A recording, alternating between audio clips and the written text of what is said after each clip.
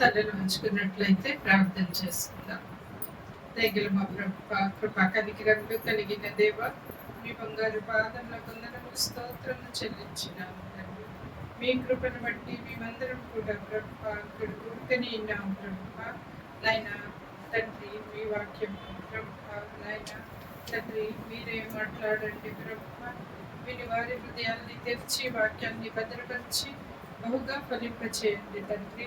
నా నోటి మాటలు, నా హృదయ ధ్యానము మీ దృష్టికి అంగీకారమైనట్లు చేయమని మా ప్రభువును రక్షకుడైన యేసుక్రీస్తు నామమున బ్రతిమాలు వేడుకొని ప్రార్థన చేస్తున్నాను తండ్రి.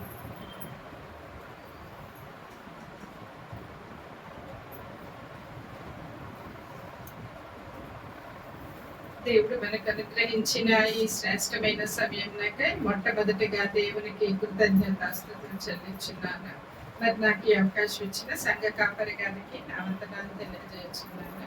మరి ఇక్కడ కూర్చుని ఉన్న మీ అందరికీ కూడా నా హృదయపూర్వక వందనాలు తెలియజేస్తున్నాను. మరి మనం ధ్యానించుకోబోయే అంశం ఏమిటంటే వెదుకుడి మీకు దొరుకును. మనం ధ్యానించుకోబోయే అంశం ఏంటంటే వెదుకుడి మీకు దొరుకును, వెదుకువానికి దొరుకును. మత్తయి సువార్త 7వ అధ్యాయము 7-8 వచనాలు ఒకసారి చూద్దాం. మత్తయి సువార్త 7వ అధ్యాయము 7-8 వచనాలు. అడుగుడి మీకు ఇయ్యబడును, వెదుకుడి మీకు దొరుకును, తట్టుడి మీకు తీయబడును, అడుగు ప్రతివాడును పొందును, వెదుకువానికి దొరుకును, తట్టువానికి తీయబడను. మరి ఈ వచనాలు మనందరికీ కూడా కంటదా? ఈ వచనాలు మనందరికీ కూడా కంటదా? ఈ 2 వచనాల్లో మరి 3 విషయాలు ఉన్నాయి. ఒకటేంటి? అడగడం, 2 వెదకడం, 3 తట్టడం. అడగడం, వెదకడం, తట్టడం. ఈ 3 కూడా ప్రార్థనకి సంబంధించినవి. ఈ 3 కూడా ప్రార్థనకి సంబంధించినవి. మరి దేవుడు యేసయ్య స్వయంగా కొండ మీద ప్రసంగంలో చెప్పాడు ఈ మాటలు. మీరు అడగండి. అక్కడ మనం చూస్తే మొదటి 7వ వచనంలో ఒకసారి చెప్పాడు, అడుగుడి మీకు ఇయ్యబడును, వెదుకుడి మీకు దొరుకును, తట్టుడి మీకు తీయబడని. మరలా 8వ వచనంలో ఎలా చెప్తున్నారో చూడండి. అడుగు ప్రతివాడు పొందుడు, వెదుకువానికి దొరుకును, తట్టువానికి తీయబడును. మళ్ళీ రెండోసారి ఇంకొక స్ట్రెంగ్త్, ఇంకా ఎక్కువ స్ట్రెంగ్త్ తో మరి తెలియజేయడం అయింది. మరి స్వయంగా ప్రభు చెప్పిన మాటలు. మరి ఈ 3 మన ఈ దినము వెదకడం గురించి మనం ధ్యానం చేసుకుందాం. ఆ వెదకడం గురించి మనం 7వ వచనంలో 8వ వచనంలో ఉన్న 2 మాటలు మనం తీస్తే పక్క పక్కన పెడితే, వెదుకుడి మీకు దొరుకును, వెదుకువానికి దొరుకును. ఇది చెప్పాలంటే ఒక వాగ్దానం. ఈ మాటలు ఏమిటండి? వాగ్దానం. ప్రభు మనకిచ్చిన వాగ్దానం. మీరు అడిగారు అంటే తప్పకుండా దేవుడు ఇస్తాడు. వెదిగారంటే దొరకకపోవడం అనేదే ఉండదు, తప్పకుండా దొరుకుతుంది. మరి తడితే దేవుడు తప్పకుండా తీస్తాడు. మరి ఇంత చక్కగా దేవుడు తన వాగ్దానాన్ని తెలియజేసినప్పుడు మనం ఎందుకు పొందుకోలేకపోతున్నాం? మరి ఎందుకు పొందుకోవడం అంటే ఏదో రిచ్ అయిపోయి లేకపోతే ఏదో అది కాదండి. మరి కనీసం ఆత్మీయ మరి మన జీవన విధానం ఎలా ఉంది, మన ఆత్మీయంగా ఎలా ఉన్నాం, మన జీవితాల్లో సంతోషం కనబడుతుందా? మొట్టమొదటిగా బేసిక్ ప్రిన్సిపల్ ఏంటి? అందరూ ఎలా ఉండాలండి? సంతోషంగా ఉండాలి. అది ఆ సంతోషం అందరికీ రాదు. డబ్బుంటే రాదు సంతోషం, చదువుంటే రాదు, పెద్ద జాబ్ ఉంటే రాదు, లేకపోతే అవేమీ లేవని చెప్పి సంతోషం వెనక్కి వెళ్ళిపోదు. మీరే గమనించండి, నేను చెప్పడం కాదు, మీరే గమనించండి. అందరి జీవితాలు సంతోషంగా ఎవరున్నారు, ఎప్పుడున్నారు, ఎలా ఉండగలుగుతున్నారు విషయం మనం చూస్తే మరి మనకి ఆత్మీయ విషయాల గురించి మనకి బోధపడుతుంది. కాబట్టి ప్రియులారా, అక్కడ వెతుకుడే మీకు దొరుకును, వెతుకువానికి దొరుకును. ఇది గొప్ప వాగ్దానం. అయితే మరి మనం ఏమి వెతకాలి కదా? ఏదైనా వెతుకుడే అంటే ఎప్పుడు వెతుకుతాం? మనం ఒకటి వెతుకుతున్నాము అంటే అసలు మనం ఏం వెతుకుతున్నామో తెలియాలి కదా. అది ఎక్కడుందో తెలియదు కాబట్టే వెతుకుతున్నాం, అంతే కదండి. నేను ఎప్పుడైనా ఇంట్లో ఏదైనా పెట్టి మర్చిపోయినప్పుడు అంటే కనబడట్లేదు అంటే అసలు ఎక్కడ పెట్టానో తెలిస్తే నేను ఎందుకు చెప్తాను? అది తెలియకే కదా వెనకడం అయిపోతుంది. కానీ ఏమి వెతుకుతున్నానో అయితే తెలుసు. అది కాబట్టి ప్రియులరా, వెతుకుతున్నాము మనము అంటే ఏమి వెతుకుతున్నామో ముందు తెలుసుకోవాలి. తర్వాత ఎలా వెతకాలి, ఎక్కడ వెతకాలి అనే విషయాలు వస్తాయి.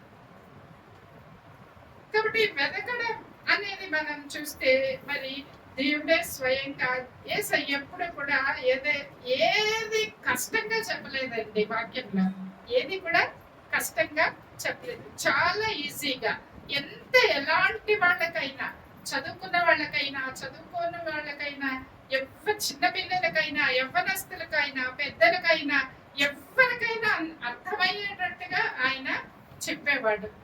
చుట్టూరు ఉన్న చిన్న చిన్న ఉదాహరణలు తీసుకుని ఉపమానాల ద్వారా ఆయన మనకి తెలియజేశాడు. ఏది కష్టతరంగా చెప్పలేదు. ఏదైనా చెయ్యండి అని చెప్పితే దానికి కూడా ఎందుకు చెయ్యాలి, చేస్తే మీరు ఏమి పొందుకుంటారు అనే విషయాన్ని కూడా దేవుడు చెప్పాడు. ఎందుకు చెయ్యాలి, చేస్తే ఏమి పొందుకుంటారు. మరి వెతుకుడే మీకు దొరుకును అని చెప్పేసి ఊరుకోలేదు ప్రభువు. మరి మనం అక్కడ చూస్తే మత్తయి సువార్త కొండ మీద ప్రసంగంలో అది ఆ మాట ఆయన చెప్పినప్పుడు ఏమి వెతకాలో కూడా చెప్పాడు, ఎందుకు దానిని వెతకాలో కూడా చెప్పాడు. వెతికితే మీకేం దొరుకుతుంది అని కూడా ఆయన చెప్పాడు. చూడండి, మత్తయి సువార్త మనం 6వ అధ్యాయం చూద్దాం ఒకసారి. 6వ అధ్యాయంలో మరి చాలా మాటలు ప్రభువు చెప్పాడు. తర్వాత మనం 24వ వచనం 25వ వచనం నుంచి చూస్తే, అందువలన నేను మీతో చెప్పున్నదేమనగా, ఏమి తిందుమో ఏమి త్రాగుదుమో అని మీ ప్రాణము గూర్చినను, ఏమి ధరించుకుందుమో మీ దేహమును గూర్చినను చింతింపకుడి. అందువలన అంటే దానిపైన ఇంకా చాలా చెప్పాడు. మరి అవన్నీ మనం ఇప్పుడు చెప్పుకోవడానికి మనకి సమయం సరిపోదు. కాబట్టి ఇక్కడ ప్రభు ఏం చెబుతున్నాడు, మనం ఏం తింటాం, ఏం ధరించుకుంటాం, ఏం త్రాగుదాం, ఇలాంటి విషయాల గురించి చింతించకండి. ఎందుకు చింతించొద్దో కూడా తర్వాత ఆయన కారణం కూడా చెప్పాడు. ఎందుకంటే నాకు తెలుసు మీరు తినాలి, త్రాగాలి, ధరించుకోవాలి అన్న సంగతి నాకు తెలుసు.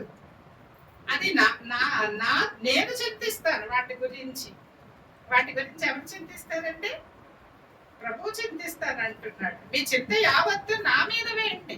ఆయన మీద వేసి మనము చింతించుకుంటే ఏం ప్రయోజనం? కాబట్టి ప్రభు చెప్తున్నాడు, ఆ విషయాలు మీరు ఆలోచించకండి. మీరు ఏం ఆలోచించాలి అనేది తర్వాత చెప్తా ఉన్నాడు. చూడండి, మన పిల్లలు చదువుకుంటా ఉంటారు. చదువుకున్నప్పుడు మనం ఏం కోరుకుంటాం? పిల్లలు స్కూల్కి వెళ్ళే పిల్లలు ఉన్నారనుకోండి, మనం ఏం కోరుకుంటాం? వాళ్ళ దగ్గర నుంచి ఆ యూనిఫామ్ కుట్టించాలా, బుక్స్ కొనాలా, లేకపోతే మరి స్కూల్కి వెళ్ళడానికి బస్ అరేంజ్ చేయాలా, స్కూల్ ఫీజు, ఇవన్నీ పిల్లలు ఆలోచిస్తారండి. తల్లిదండ్రులు ఆలోచిస్తారా? ఇవన్నీ పిల్లలు ఆలోచిస్తారా, తల్లిదండ్రులు ఆలోచిస్తారా? తల్లిదండ్రులు ఆలోచిస్తారు. పిల్లలు చదవడం మానేసి కూర్చుని ఫీజు ఎలా కట్టాలా, యూనిఫామ్ ఎలాగా అని ఆలోచిస్తారా? ఆలోచించు. ఎందుకు? వారికి తెలుసు ఆ ఆలోచనలు నాకు అవసరం లేదు. అవన్నీ చూసుకోవడానికి ఎవరున్నారు? నా తల్లిదండ్రులు ఉన్నారు, అది వాళ్ళ పని. మరి ఏం చింత అంటే ఈయన దేనికోసం చింతించాలి, ఈయన దేనికోసం చింతించాలి? ఏం చదువుకోవాలి, ఎలా చదువుకోవాలి, ఎంత చక్కగా ఉండాలి, నా ప్రవర్తన ఎంత బాగుండాలి, విధేయత నేర్చుకోవాలి, మంచిగా చదువుకోవాలి. చదువు మీద మరి ఆయన ఆ పిల్లలు మరి చదువు మీద కాన్సన్ట్రేట్ చేయాలి. సరిగ్గా అదే విషయం ఇక్కడ ప్రభువు చెప్తా ఉన్నాడు. ఏమి, ఎందుకంటే మనం ఆయనకి ఎవరు అంటే పిల్లలము, మనము దేవునికి మనము పిల్లలము, ఆయన మనకు తండ్రి. ముందు మనం ఆ విషయం నమ్మాలి. అది అసలు పాయింట్ అంతా ఎక్కడుంది తెలుసా? ఈ విషయం మర్చిపోతూ ఉంటారు అందరూ. ఆయన తండ్రి, మనము పిల్లలు. ఎప్పుడైతే దేవుడు మన తండ్రి, మనం పిల్లలం అని మనం అర్థం చేసుకున్నామో అప్పుడు మన బేసిక్ అవసరాల గురించి ఎలా బ్రతుకుతాం ఏంటి అనే విషయాలు మనము ఆలోచన చేయమండి. జస్ట్ స్కూల్ గోయింగ్ పిల్లలు ఎలా అయితే వారి ఫీజుల గురించి అది ఆలోచన చేయరో, టిఫిన్ బాక్స్, లంచ్ బాక్స్ అవన్నీ ఆలోచన చేస్తారా? చేయరు. ఒక్కసారి లంచ్ బాక్స్ ఓపెన్ చేసి ఈరోజు మమ్మీ ఏం పెట్టింది అని చూసుకుంటారు, అవునా కదా? సంతోషిస్తారు వాళ్ళకి నచ్చింది పెడితే.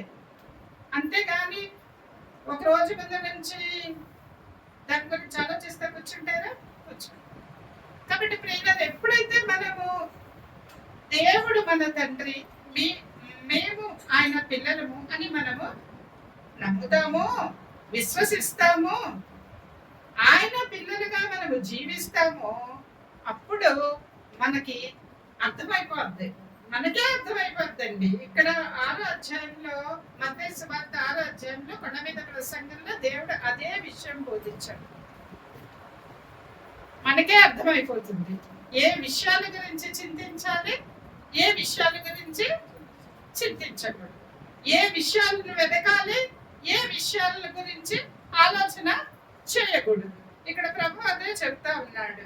మీరు 25వ వచనం, అందువల్ల నేను మీతో చెప్పినది ఏమనగా, ఏమి తిందుమో ఏమి త్రాగుదుమో అని మీ ప్రాణమును గూర్చెను, ఏమి ధరించుకొందుమో అని మీ దేహమును గూర్చెను చింతింపకుడి.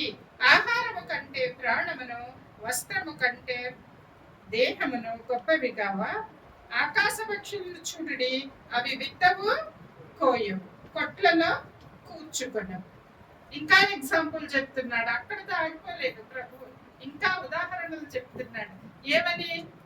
ఆకాశ పక్షుల్ని చూడమంటున్నాడు. ఆయన చెప్పేవి కూడా మనం అనుకున్నాం కదా, చాలా సింపుల్ గా చెప్తా ఉంటాడు. ఏదో మనకు కనబడం దాన్ని చూడమంటున్నాడు ఆయన. ఆకాశ పక్షులు అంటే మనందరికీ కనబడతాయి, గడ్డి పూలు అంటే మనందరికీ కనబడతాయి. లేదా డాల్ఫిన్ చూడండి అనలేదు దేవుడు కదా, ఎందుకంటే డాల్ఫిన్ ని మనం చూడలేము, మన ఏరియాలో ఉండవు.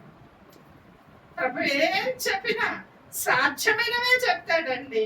కానీ బాధాకరమైన విషయం ఏంటంటే అవన్నీ నేను చేయలేమనుకుంటాను. దేవుడు చెప్పేవన్నీ సాధ్యమైనవి, మనం చేయగలిగేవి ఆయన చెప్తే మనుషులు ఏమనుకుంటారు, కష్టం, ప్రాక్టికల్ కాదు అని అనుకుంటూ ఉంటారు. కాబట్టి ప్రభు ఇక్కడ చెప్తున్నాడు, ఆకాశ పక్షులను చూడుడి, మరి అవి విత్తవు, కోయు, మరి వస్త్రములను చదవండి అమ్మ ఎవరైనా. 26వ వచనం, కొట్లలో కూర్చుకున్నాడు. ఆయనను మీ పరలోకపు తండ్రి ఎవరు పోషిస్తున్నారండి? పరలోకపు తండ్రి పోషిస్తున్నాడు.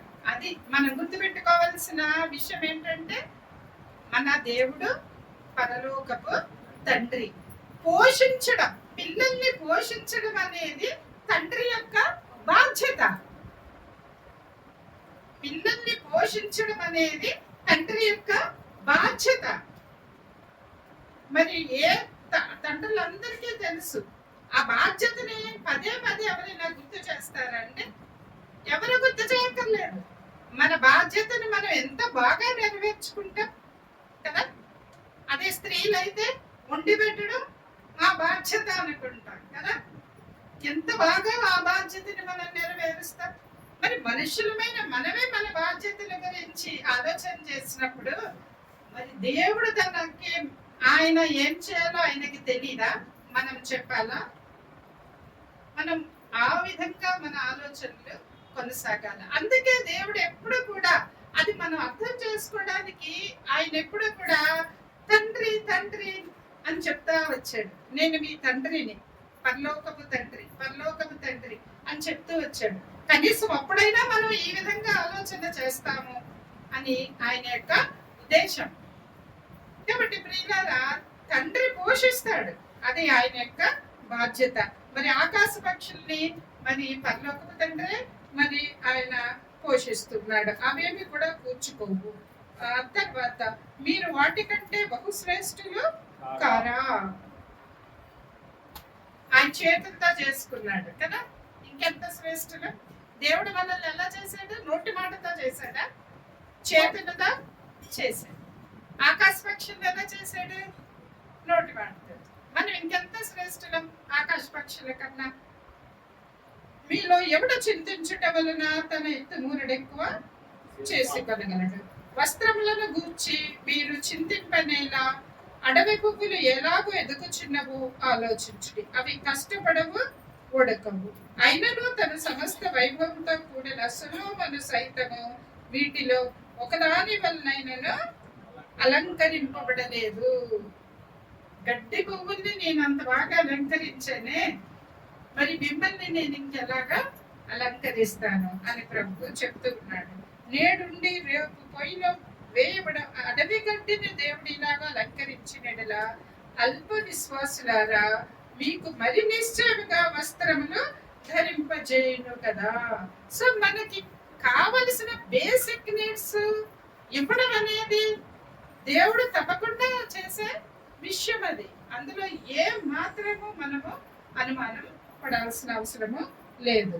అయితే మరి మనం ఏం చేయాలి? కాబట్టి ఏమి తిందుమో, ఏమి త్రాగుదుమో, ఏమి ధరించుకుందుమో అని చింతింపకుడి.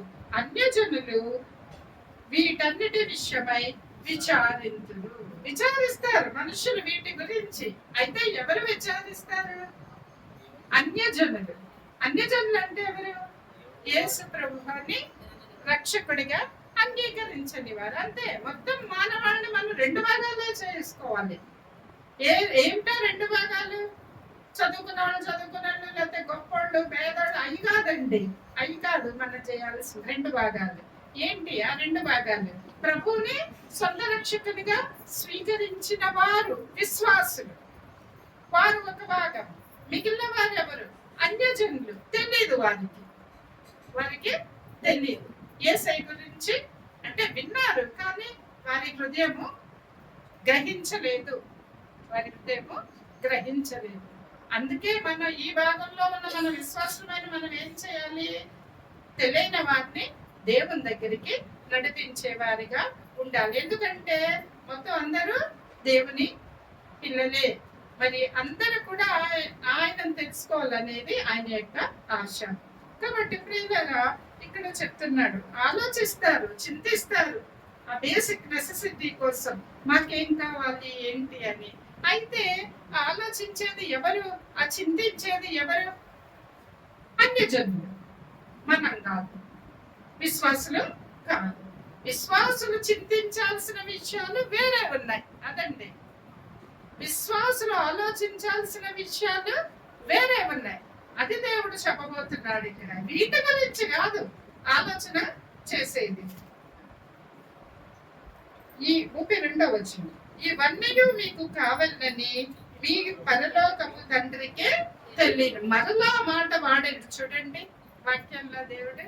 ఇవన్నీ మీకు కావాలని మీ పరలోకపు తండ్రి. ఆ మాట మనకి చాలా ఇంపార్టెంట్.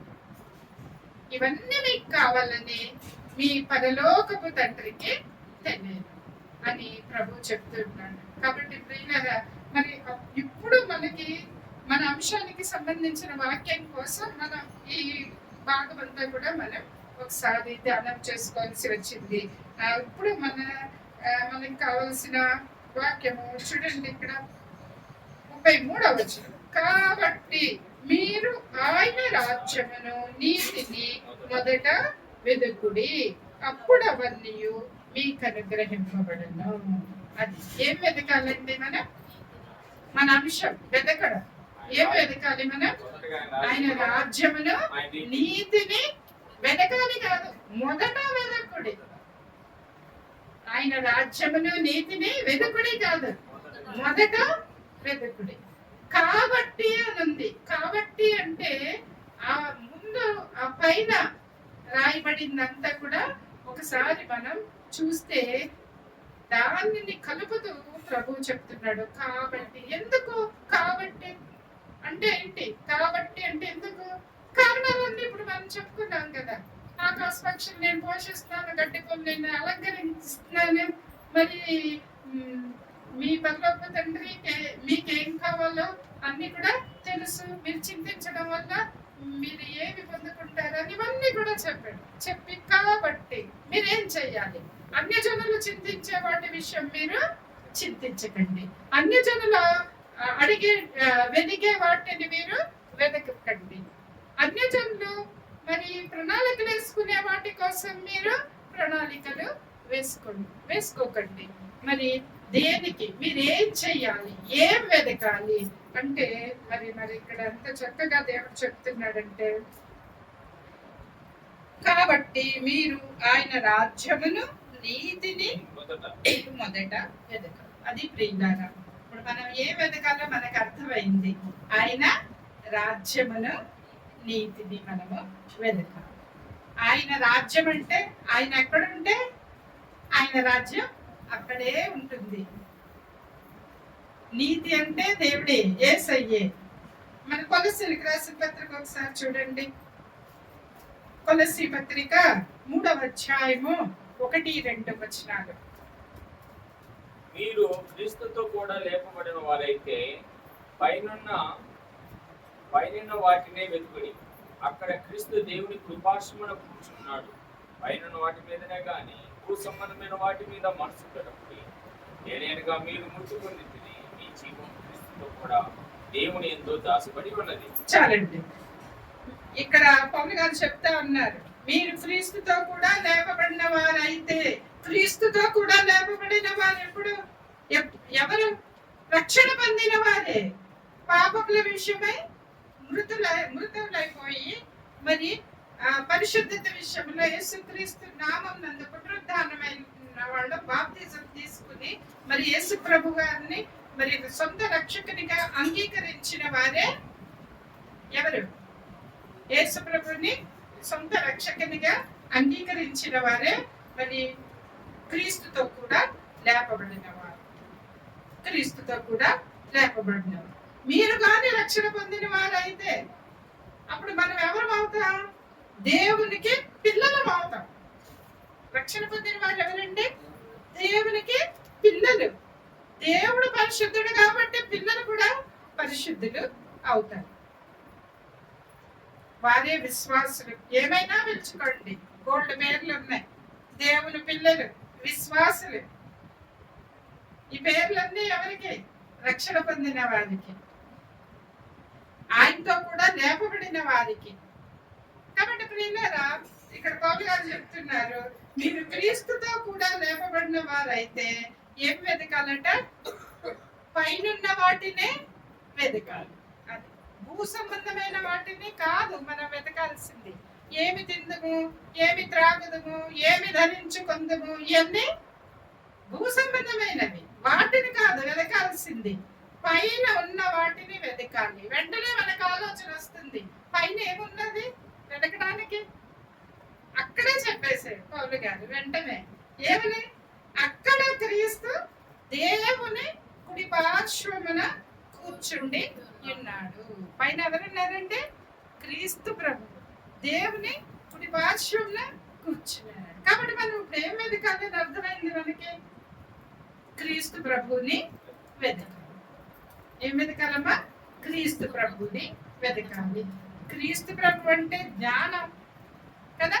ఆయనే జ్ఞానం, లోకాధిపతి, సర్వాధిపతి, సర్వశక్తివంతుడు. ఆయనే జ్ఞానం. కాబట్టి మనం ఆయనను వెతికిన వారికి దొరుకుతుంది అని మనం వాక్యం చదువుకున్నాం. మనం ఎప్పుడైతే క్రీస్తు ప్రభువుని వెతుకుతామో క్రీస్తు ప్రభు మనకి దొరుకుతాడు. క్రీస్తు ప్రభు మనకి దొరుకుతాడు. దొరకడమే కాదండి, ఇర్మియా గ్రంథంలో అంటాడు, నన్ను నేను వారికి కనపరుచుకొందును అంటాడు. మీరు పూర్ణ మనస్సుతో నన్ను వెతికితే నేను మీకు దొరుకుతాను, నన్ను నేను మీకు కనబరుచుకుంటాను అంటున్నాడు. ఎంత గొప్ప మాటలు దేవుడు మనకి ఇచ్చాడో చూడండి. కాబట్టి ప్రియులారా, మనం ఎప్పుడైతే క్రీస్తుని మనము వెతుకుతామో ఆయన మనకి దొరుకుతాడు. ఎప్పుడైతే మనం ప్రభువుని మన హృదయంలో కలిగి ఉంటామో మనకి సమస్తమును ఉన్నట్టే.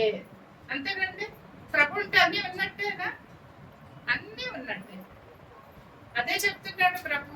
ఆ తర్వాత 3:2 చూస్తే, పైనున్న వాటి మీదనే కానీ భూ సంబంధమైన వాటి మీద మనసు పెట్టుకోకండి అంటున్నాడు. భూ సంబంధమైన వాటి మీద మనసు పెట్టుకోవద్దు అంటున్నాడు. ఎందుకు పెట్టుకోవద్దు?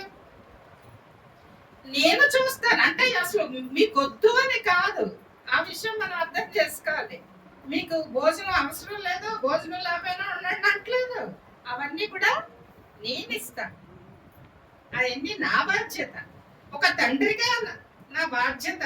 ఈ భూలోకంలో మీకేం కావాలో భూ సంబంధమైన విషయాలన్నీ మీకు ఇస్తాను. మీరు దాని గురించి విచారించకండి.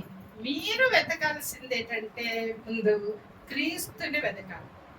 పైనున్న వాటిని వెతకాలి, క్రీస్తుని వెతకాలి. ఆయన రాజ్యమును నీతిని వెతకాలి. ఆయన రాజ్యం అంటే ప్రభువే. ఒకసారి ప్రభు పరిశీలనతో చెప్తాడు ఆయన రాజ్యం అంటే ఏంటో. ఆయన రాజ్యము మీ మధ్యకి వచ్చింది ఇప్పుడు అని చెప్తాడు కదా. లూకాసు వార్త 17వ చూడండి, 21 లూకాసు వార్త 17:21. ఎందుకనగా ఇదిగో దేవుని రాజ్యం మీ మధ్యనే ఉన్నది కనుక ఇదిగో ఇక్కడని అదిగో అక్కడని చెప్ప వీలు పడదని వారికి ఉత్తరం ఇచ్చాను. దేవుని రాజ్యం ఎక్కడుందండి? ఎవరైతే క్రీస్తు ప్రభువుని అంగీకరిస్తారో వారిలో దేవుని రాజ్యమే ఉంది. అది కాబట్టి మన ముందు క్రీస్తు ప్రభువుని వెతికితే మనలో దేవుని రాజ్యం. మరి మత్తయి సువార్తలో ప్రభువు చెప్పినట్టు మొదట ఆయన రాజ్యమును నీతిని వెతకండి. మరి దేవుణ్ణి వెతకాలి. మనం ఇలారా దేవుణ్ణి వెతకాలి. అడుగుడి దగ్గర ఏంటంటే పరిశుద్ధాత్మను అడగాలి. మరి వెతుకుడి దగ్గర మన దేవుణ్ణి వెతకాలి. అది దేవుడు ఇచ్చిన వాగ్దానం. మనం అడిగాము, మనం వెతికాము అంటే తప్పకుండా దొరుకుతుంది. తన్ను తాను కనపరుచు ఆ వాక్యం కూడా ఒకసారి చదువుతా ఉన్నాడు. మనం ఇస్కరియోతు యూదా ఆ విషయం మనం ఒకసారి జ్ఞాపకం తెచ్చుకుందాం. గెత్సెమనే తోటలో ప్రభువుని వారు శిలువ మరణానికి తీసుకెళ్ళడానికి ముందు రాత్రి ఆయన ప్రార్థన చేసుకుంటాడు కదా. ఆ తర్వాత రోమా సైనికులు వస్తారు ఆయన్ని పట్టుకుని బంధించి తీసుకెళ్ళడానికి. అప్పుడు ప్రభు ఒక మాట అడుగుతాడు వాటిని. వాడు ఆనవలు పట్టలేకపోతారు. ప్రభు ఎవరా అని. కొంచెం రాత్రి సమయం కదా, చీకటిగా ఉంటుంది. మరి ఎందుకు వారు గవ్వుకుని ఆనవలు పట్టలేకపోతారు. అప్పుడు ప్రభు ఏమంటాడు తెలుసా? ఏమంటాడు? మీరు ఎవరిని వెతుకుచున్నారు అని అడుగుతాడు. ప్రభు ఏమంటాడు? మీరు ఎవరిని వెతుకుచున్నారు అంటే, మేము నజరేయుడైన యేసుని వెతుకుచున్నామంటే నేనే ఆయన్ని అంటాడు. ఇప్పుడు వాక్యం ఇర్మియా గ్రంథంలోని వాక్యం ఇక్కడ కనపడదు మనకి. నన్ను వెతికితే కానీ ఆయన చంపడానికి వెతికారు అంటే ఆయన వాక్యం ఎంత సత్యం అంటే వెతికితే దొరుకుతాడు. దేనికి వెతికిన ఆయన నేనే అని ఆయనకి ఆయన కనపరుచుకున్నాడు. అంత సత్యం వాక్యం. కాబట్టి ఇప్పుడు ఇంకా మరి మనం ఏమి వెతకాలో మనం తెలుసుకున్నాం కదా. మనం ఎప్పుడు చూసినా భూ సంబంధమైన విషయాల గురించి మనము ఆలోచన చేస్తాం కానీ అవన్నీ మనకు కావాలని దేవునికి అనొద్దు. ఏమన్నా పరలోకపు తండ్రికి, ఆ మాట మనం అందాం. పరలోకపు తండ్రికి, మన పరలోకపు తండ్రికి తెలుసు మనకేం కావాలో అన్నీ కూడా. మరి తండ్రికి తెలిస్తే చేయకుండా ఉండడండి. కాబట్టి మరి ముందుగా మనం ఆయన పిల్లలుగా ఉండాలంటే మనం ఏం చెయ్యాలి? అలాంటి విషయాలు మనం ఆలోచన చేయాలి. ఆయన పిల్లలుగా ఉండి ఏ పిల్లలైనా తండ్రికి మహిమ తెచ్చేవారిగా ఉండాలి కదా, ఒక మంచి పేరు తెచ్చేవారిగా ఉండాలి. కాబట్టి మనము విశ్వాసులుగా ఏ విధంగా జీవిస్తే మనము మన పరలోకపు తండ్రికి మనము మహిమ తీసుకొస్తాం, ఆయనకి పేరు తీసుకొస్తాం. అదిగో క్రిస్టియన్స్, వాళ్ళు క్రిస్టియన్స్, అందుకే వాళ్ళు అలా ఉంటారు. అందుకే వాళ్ళు చేసే పనులు అంత యథార్థంగా ఉంటాయి, వారి మాటలు అంతా యథార్థంగా ఉంటాయి, వారి పనులు అంతా ఆనెస్ట్ గా ఉంటాయి. ఎందుకంటే వాళ్ళు క్రిస్టియన్స్ అంటారండి. మన వర్క్ ప్లేస్ లో వస్తుంది మనకు ఆ మాట, వాళ్ళు క్రిస్టియన్స్. ఆ విధంగా మనము జీవిస్తే ప్రియులారా, మనకి జాబ్స్ గురించి కానీ సీట్ల గురించి కానీ ఏది కూడా మనము అసలు ఆలోచించాల్సిన పని కూడా లేదు. దేవుడే నడిపించేస్తూ ఉంటాడు. మనకు కావాల్సిన ప్రతిదీ కూడా ఇస్తాడు. ఈ లోకంలో ఇవ్వకుండా ఉండడు.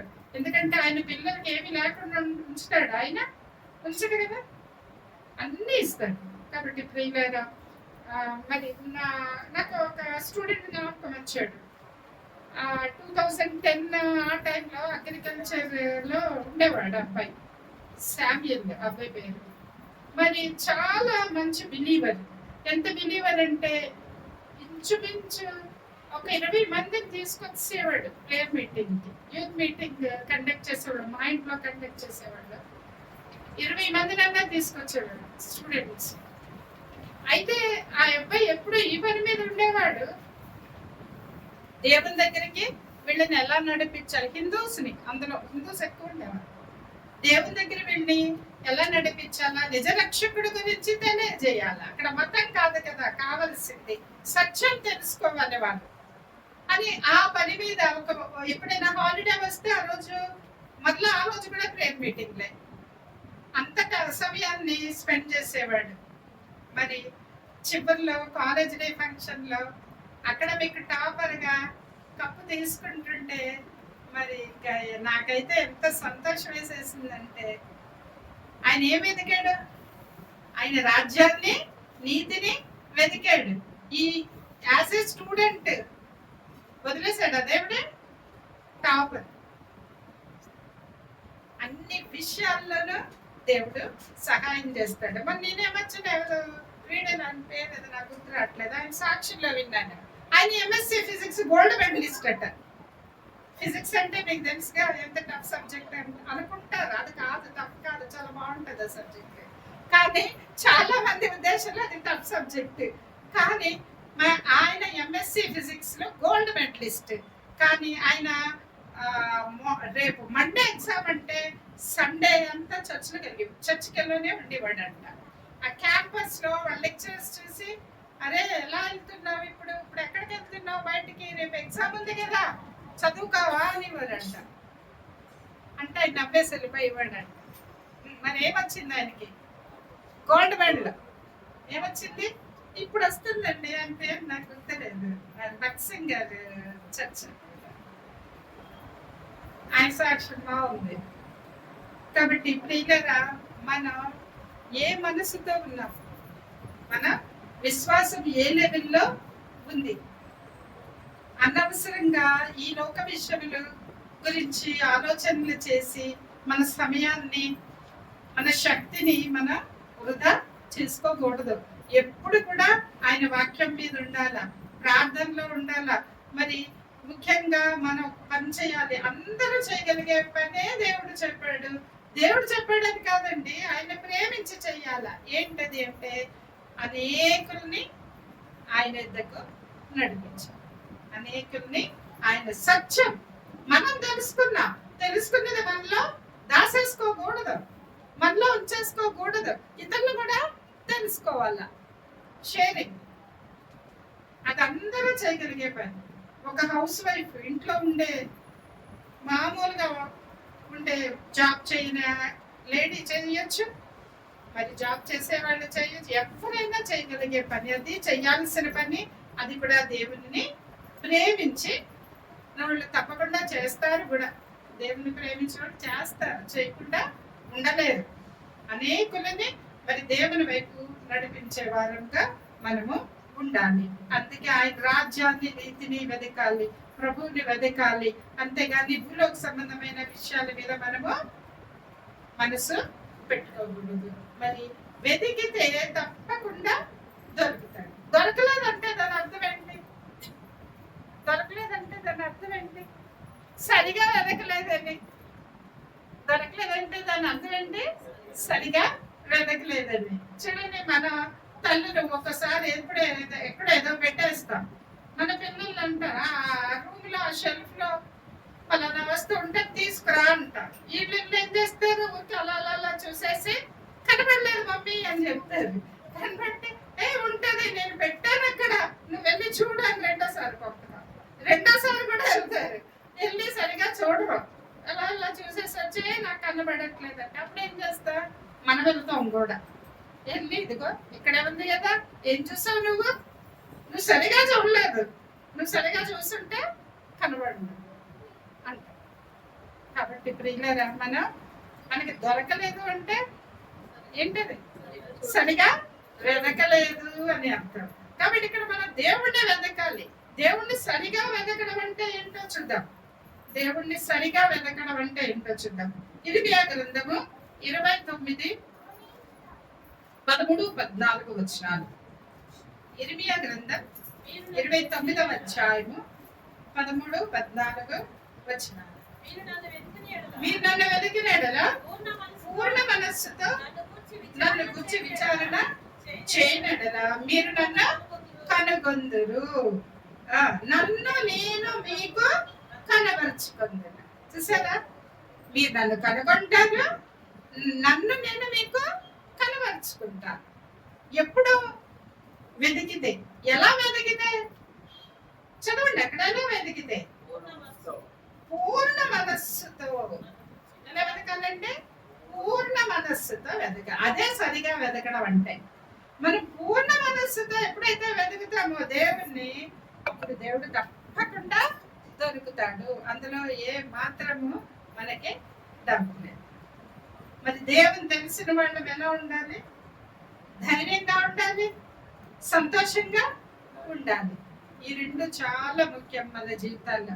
ఆ రెండు కనబడలేదు అంటే మనలో ఏదో చింత ఉందన్నమాట, విశ్వాసం సరైన పాటలో లేదన్నమాట, దేవుని సరిగా వెతకడం లేదన్నమాట.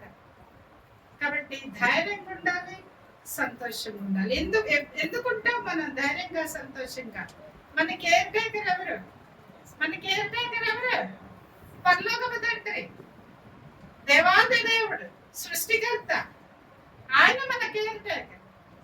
అందుకే మనకంత ధైర్యం, అందుకే మనకంత సంతోషం. కాబట్టి ప్రియులారా, మరి ఏమి వెదకాలో మనం తెలుసుకుందాం. మరి పైన వాటినే వెదకాలి, భూ సంబంధమైన వాటి మీద మనస్సు పెట్టుకోకూడదు. ఆ దేవునికి తెలుసు, అన్ని ఇస్తాడు. సడన్ గా ఇంకా మంచి మనం ఊహించనివి ఇస్తాడు. మనం ఊహించలేము. మనం ఆలోచిస్తే ఊహించినవి ఆలోచిస్తాం. దేవుడు ఇచ్చినప్పుడు ఎలా ఇస్తాడండి? ఊహించినవి ఇస్తాడు. కాబట్టి దాని గురించి మనం చింతించాల్సిన అవసరం లేదు, వెదకాల్సిన అవసరం లేదు. మనం ప్రభువుని మనము వెదకాలి. అప్పుడు ప్రభు మనకు కనపరుచుకుంటాడు. పూర్ణ మనస్సుతో మనం ఆయన వెదిగితే ఆయన తప్పకుండా దేవుడి వాక్యం దీవించి ఆశీర్వదించును. ఆమేన్.